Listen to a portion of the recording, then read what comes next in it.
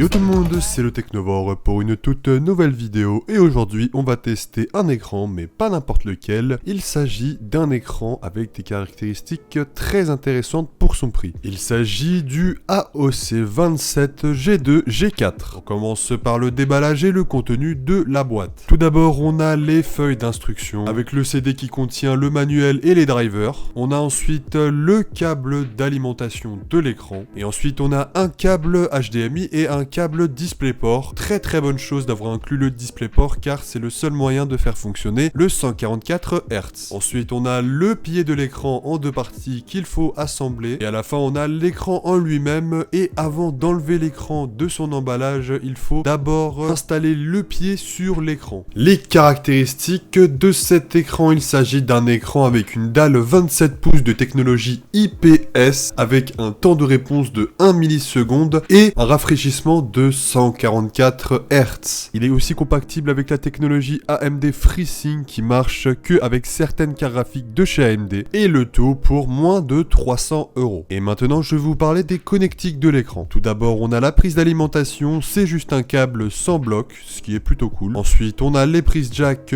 pour l'audio, une entrée VGA, un DisplayPort et deux prises HDMI. Et pour finir la cerise sur le gâteau, on a un hub USB avec 3 USB 3.0 et un USB 3.1. Vous pouvez brancher votre souris, votre clavier directement à votre écran ou même brancher un câble pour charger vos appareils. Mais pour faire fonctionner ce hub, vous aurez besoin d'un câble USB 3.0 de type A vers type B qui n'est pas fourni dans la boîte. Et ça c'est dommage car c'est un câble bien spécifique. Le lien du câble est dans la description. On passe à la qualité de fabrication de cet écran en général. Alors au niveau de l'écran en lui-même, c'est une dalle qui n'est pas brillante, donc qui est mat, ce qui fait que l'écran quand il est éteint, il est vraiment très moderne. En parlant de modernité, cet écran est borderless, ce qui fait qu'on a des bords très fins sur les côtés, ce qui rend l'écran vraiment à l'air du temps. En bas, nous avons le petit logo AOC avec des petites barres rouges, tout en plastique, car l'écran est fait intégralement en plastique. C'est du plastique de qualité correcte sans plus, c'est du plastique solide,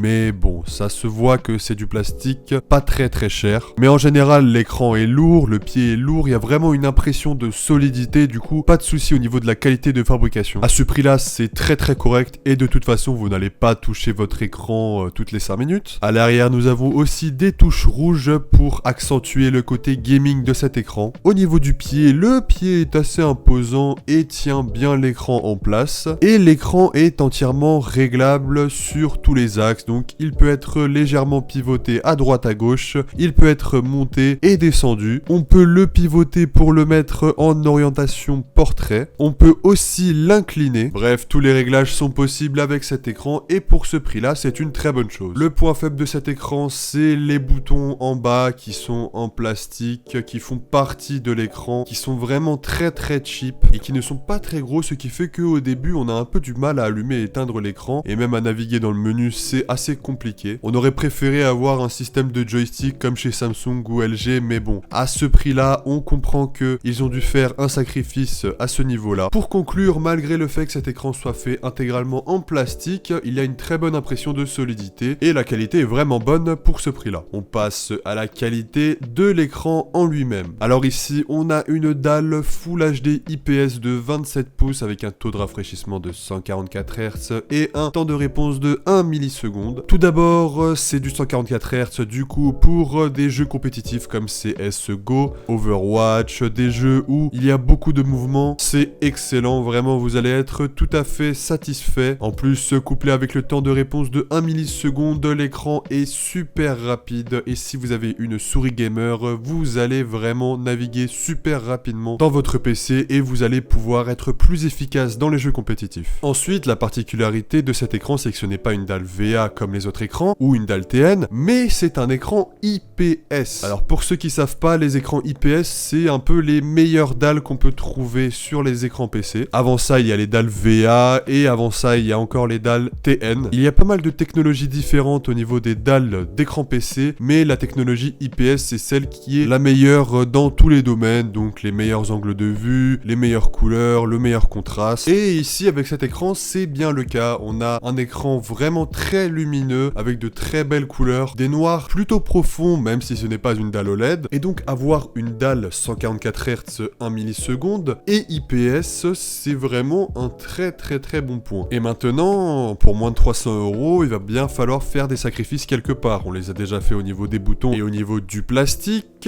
et maintenant il va falloir sacrifier autre chose, c'est la résolution. Pour moins de 300 €, on a une dalle Full HD et non Quad HD. Et là vous allez me dire, mais ce n'est pas très grave. Effectivement, sauf que là on a une dalle 27 pouces. Alors 24 pouces, la dalle Full HD ça passe très bien, c'est très net. Mais 27 pouces, on sent qu'on est vraiment dans les limites. L'idéal en 27 pouces, c'est d'avoir une dalle en Quad HD, mais là les prix ne sont pas les mêmes, c'est plus cher. Ici en 27 pouces, le Full HD c'est une bonne qualité, mais comme je l'ai dit auparavant, c'est vraiment limite. Cet écran intègre deux haut-parleurs de 2 watts et la qualité n'est vraiment pas terrible. Mais bon, en général, je pense que vous avez déjà vos enceintes ou votre casque, du coup vous n'utiliserez pas les haut-parleurs de l'écran. Voici une petite comparaison du son de l'écran et du son de mes enceintes.